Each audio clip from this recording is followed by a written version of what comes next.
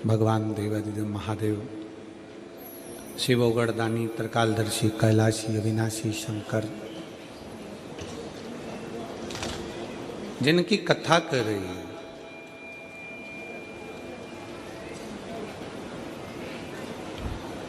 जब एक व्यक्ति का विश्वास जागृत होता है तब शिव उसके करीब में होता है।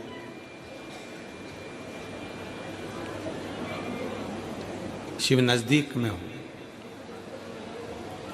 एक बार माता पार्वती जी भगवान शंकर के साथ में भ्रमण करती करती काशी प्रदेश पहुंची।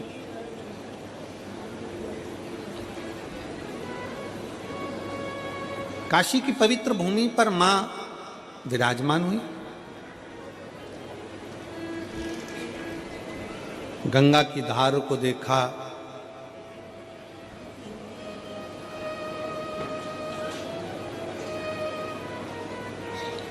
घाट पर थोड़ी देर मां बैठ गई। भगवान शंकर ओगढ़दानी भी काशी के उस गंगा मैया के घाट पर विराजमान हो। थोड़ी देर होने के बाद में माता पार्वती जी जब देखती हैं कि काशी के इस पवित्र घाट पर कितने कितने जीव, छोटे से छोटा जलचर, थलचर, वायुचर, एक छोटी सी इल्ली भी माता पार्वती जी देखती हैं कि पानी में एक छोटा सा जीव भी अगर बहकर जा रहा है तो कुछ देर में वो जीव देवलोक को चले जाता है। कुंडल पहनता, सुंदर स्वरूप धारण करता, सुंदर आभूषण धारण करता, सुंदर वस्त्र धारण करता और अपने धाम को जा रहा है।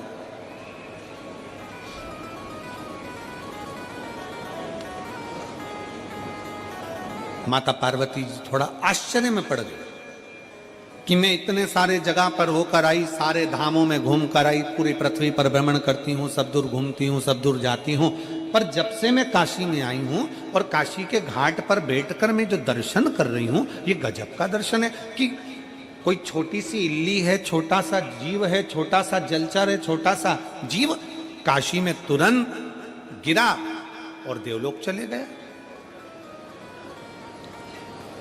समझ में नहीं आ रहा ये पार्वती जी को कुछ लीला।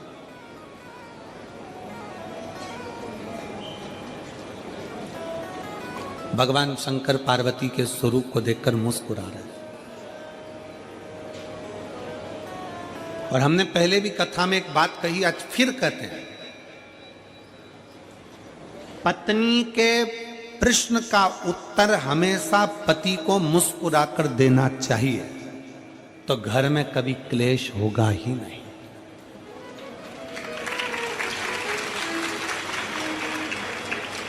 जो तुम चिढ़कर बोले वही मुस्कुराकर बोल दिए होते तो शायद विवाद होता ही नहीं। उसने प्रश्न करा और तुमने चिढ़कर उत्तर दिया। क्रोध में चिढ़कर उत्तर तो दोगे ना। मेरे जीजाओं, बिगर उत्तर दिए तुम सही से रह भी नहीं सकते। उत्तर तो तुम दोगे, पर इतना सा निवेदन है मेरे जीजाओं से कि अगर कोई प्रश्न जीजी ने करा है तो उसका उत्तर तो देना है। भले लेट दोगे, बाद में समझाओगे, लड़ाई होने के बाद नॉर्मल होकर उत्तर दोगे, कैसे भी दोगे, पर उत्तर तो तुम दोगे।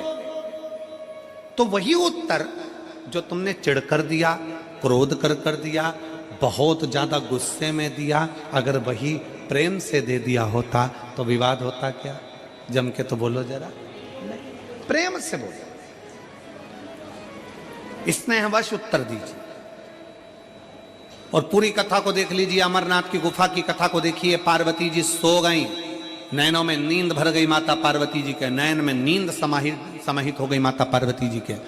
और बाद में शंकर भगवान बोलते हैं हर हर महादेव। जैसे ही भगवान शंकर ने हर हर महादेव कहा तो पार्वती जी की निंद्रा जाग गई। और निंद्रा जागते से ही पार्वती जी ने शंकर जी को देखा और पूछती हैं, क्यों महाराज, कथा पूरी हो गई क्या? शंकर भगवान को गुस्सा नहीं आया। शंकर जी मुस्कुरा कर पूछे, क्यों पार्वती, तू क्या सो रही थी जो तुझे इतना भान नहीं है कि कथा पूरी हो गई?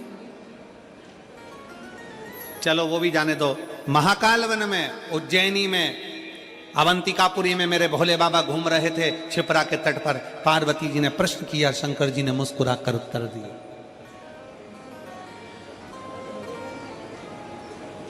अगर एक अच्छा गृहस्थी, घर में रहने वाला एक पति पत्नी अगर सही तरीके से शंकर और पार्वती के जीवन को देख लेना तो कभी घर में लड़ाई ना हो। जितने प्रश्न होते थे,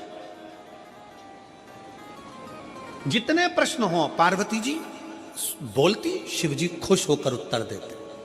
कितना सुंदर है, कंठ में जहर, सिर पे गंगा, कि दुकान पर तुम्हारे कंठ में कितना भी जहर हो, फैक्ट्री पर तुम्हारे कंठ में कितना भी जहर हो, संसार में कितना भी तुम विष पी रहे हो, कितना भी लोग तुम्हें अपशब्द कर रहे हो, कितना भी ताना दे रहे हो, कितनी भी कठिनता की जिंदगी जी रहे हो, शिव महापुराण की कथा कहती है पर घर के अंदर आना तो सिर पे गंगा लेकर आना, अपने भेजे को ठंडा कर कर आना, अपने भेजे को ठंडा कर कर आओ।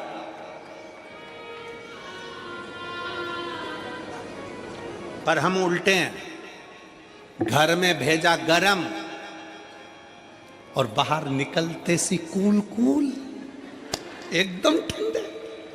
तो फिर पत्नी को थोड़ा टेंशन तो होता है, तुम घर में इतना गुस्सा करते हो और बाहर तो तुम्हारी आवाज नहीं जी, हाँ काका जी, हाँ बुआ जी, हाँ फूफा जी, तो उसको तो चिंता लगेगी। फिर वो भी सोचती है कि कोई ना कोई बात जरूर है।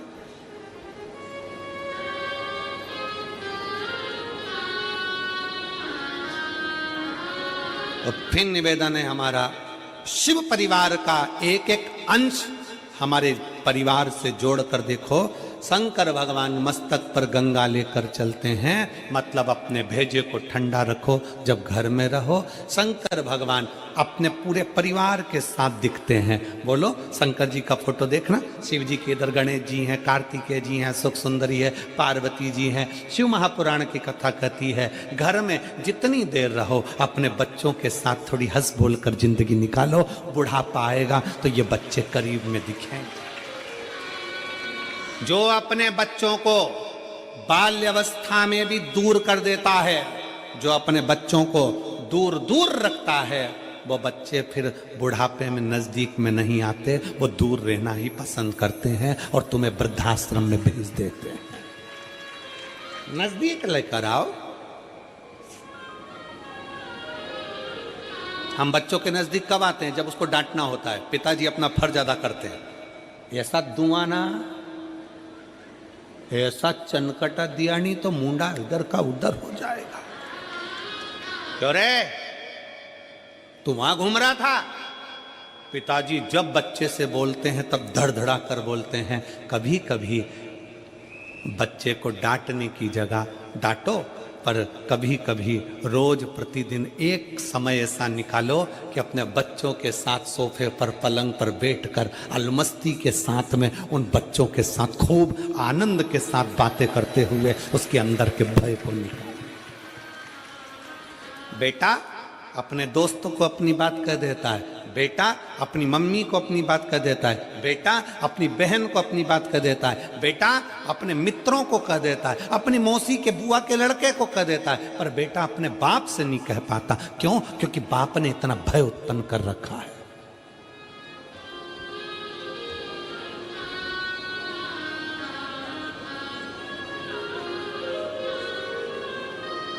भय उत्पन्न कर दिया। कुछ समय निकालिए बच्चों के साथ में रहकर अलमस्त जीवन जीने के लिए। भगवान शंकर की कथा कहती है गणेश जी उनकी गोदी में है, पार्वती कार्तिकेय उनकी गोदी में है, सांप उनके गले में है, गंगा उनके मस्तक पर है, पार्वती जी नजदीक में है, और चेहरे की स्माइल, मेरे शंकर भगवान के चेहरे की प्रसन्नता देखना कि कितनी प्रसन्नता। परंतु यहाँ उल्टा है, परिवार वाले अगर साथ में होते हैं तो पति की स्माइल खत्म हो जाती है, स्माइल समाप्त। मेरे शंकर भगवान परिवार के साथ हैं तो पूर्ण स्माइल के साथ, पूरी प्रसन्नता के साथ है। मेरा शिव का परिवार कहता है जब अपने अपनों के साथ बैठो तो स्माइल चेहरे पर होना चाहिए। अकड़, तुम्हारा अहम, तुम किसी भी कंपनी के मालिक हो, तुम किसी भी कुर्सी के मालिक हो, तुम्हारी कितनी भी प्रतिष्ठा हो, तुम कितने भी अधिकारी हो, उसको कोने में पटको, बच्चों के साथ एंजॉय का जीवन जियो। हो गए अपनी जगह के,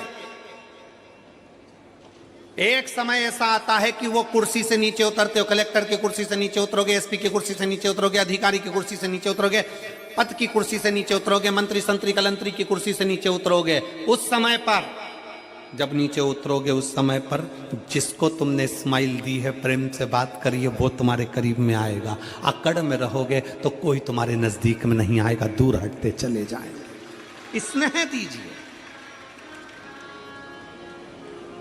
प्रेम।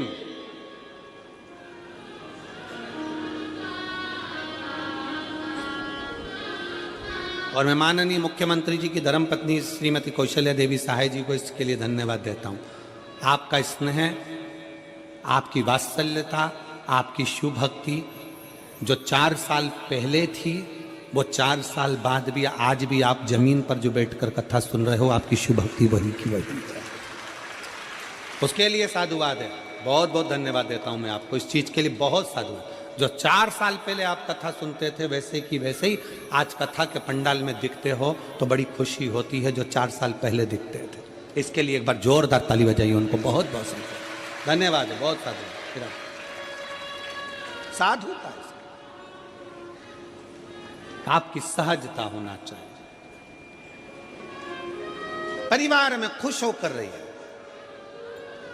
पिता का फर्ज केवल यह नहीं है कि बच्चों को चिल्लाए, पिता का फर्ज केवल यह नहीं है कि बच्चों को अपशब्द कहे, पिता का फर्ज एक ये भी है कि बच्चों के दिल में क्या चल रहा है, एक बाप अपने बेटे के मुख से निकलवा ले, बिठाकर, समझाकर, पूछकर उसके दिल का दर्द पूछ ले। बेटा क्या बात है, बाबू क्या हो गया, क्या बात है। मम्मी से बेटा 500 रुपए मांगता है और पापा से नहीं मांग पाता, क्यों? बेटा ऐसा होना चाहिए, बाप से प्रेम ऐसा होना चाहिए कि बेटा कह दे पापा मुझे 500 रुपए की जरूरत है, और पापा कहें क्या करेगा 500 का, चल मेरी बात करा स्कूल में, चल मैं बात करता हूँ, मैं देता हूँ, मैं करता हूँ, चल मैं कर। शंकर भगवान काशी के घाट पर बैठकर पार्वती जी को प्रेम से उत्तर दे रहे हैं। मुस्कुराकर उत्तर दीजिए, क्रोध में नहीं।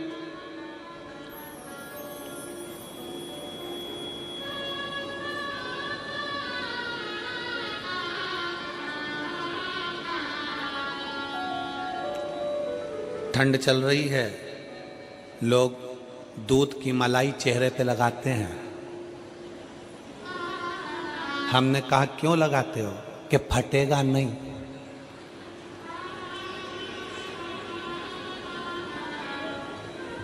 दूध की मलाई चेहरे पर लगाई तो चेहरा नहीं फटता, थोड़ी सी स्माइल मुख पर आई तो रिश्ते नहीं फटते, रिश्ते नहीं फटते। चेहरे पर अगर मलाई लगाते हो तो चेहरा नहीं फटता है, तो चेहरे पर स्माइल रहेगी तो संबंध, रिश्ते नहीं फटेंगे, जुड़कर चलेंगे। आपके चेहरे की प्रसन्नता जोड़ती है, आपके चेहरे की प्रसन्नता।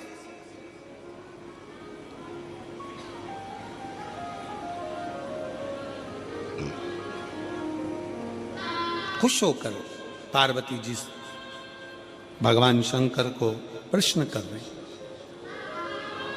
भगवान शंकर से पार्वती जी प्रश्न कर, और कई कई जगह पर ऐसा भी होता है कि प्रश्न उल्टे सीधे हो जाते हैं तो पति को क्रोध आ जाता है। प्रश्न उल्टे सीधे, तो मेरी जीजियों से भी निवेदन है मेरी जीजियों जगदम्बाओं, है मेरी मां अम्बे, मेरी जीजियों, निवेदन है तुम्हारे प्रश्न हो, मना नहीं, पर वो प्रश्न तुम्हारे चिढ़कर या शंका में प्रश्न नहीं होना चाहिए। जब तुम्हारे दिमाग में शंका चलने लगती है और शंका में तुम प्रश्न करती हो तो अच्छे से अच्छा घर टूट जाता है। इसलिए प्रश्न शंका में नहीं, प्रश्न शक में नहीं। तुम्हारे प्रश्न भी शंका और शक में नहीं होना चाहिए। तुम्हारे प्रश्न करो दिल खुश रहकर, मुस्कुरा कर करो, प्रसन्नता में। कई बार मेरी जीजियां ऐसा प्रश्न कर लेती है, शंका में प्रश्न कर लेती है, क्यों आज तुम्हारी डीपी डली थी, वो कहते हैं ना कि वो ये मोबाइल जब से आया है ना, तब से दुनिया के लोगों की हालत खराब कर दी इस मोबाइल ने।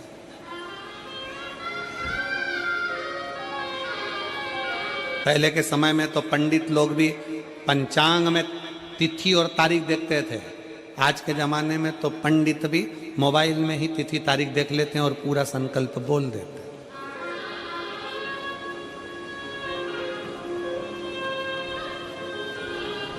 मोबाइल आया, पंचांग गया। पहले लोग छोटा सा रेडियो रखते थे कान में सुनने के लिए। बोलो तुम्हारे पास भी होगा इतना छोटा सा, उसमें कैसेट लगा सुनते रहो। था कि नहीं था? अब मोबाइल आया, तब से किसी के पास रेडियो देखा? मोबाइल आया, पंचांग गया, मोबाइल आया, रेडियो गया। पहले लोग छोटा सा कैमरा रखते थे, इतना बड़ा कैमरा, जहां कहीं घूमने जाते थे कैमरे से फोटो खींचते थे। जब से मोबाइल आया, किसी को कैमरा देखा?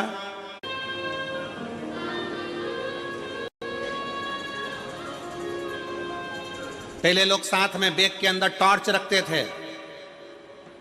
अब कोई टॉर्च रखता है क्या? जम के बोलो नहीं।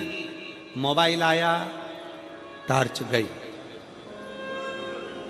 पहले के जमाने में लोग डायरी रखते थे, पेन रखते थे नंबर लिखने के लिए, नाम लिखने के लिए। जब से मोबाइल आया, डायरी गई। मोबाइल आया, पंचांग गया, मोबाइल आया, डायरी गई, मोबाइल आया, रेडियो गया, मोबाइल आया, टॉर्च गई। और वही मोबाइल तुम्हारी पत्नी के हाथ में आया कि तुम गए। वही मोबाइल। इसलिए सावधान इंडिया।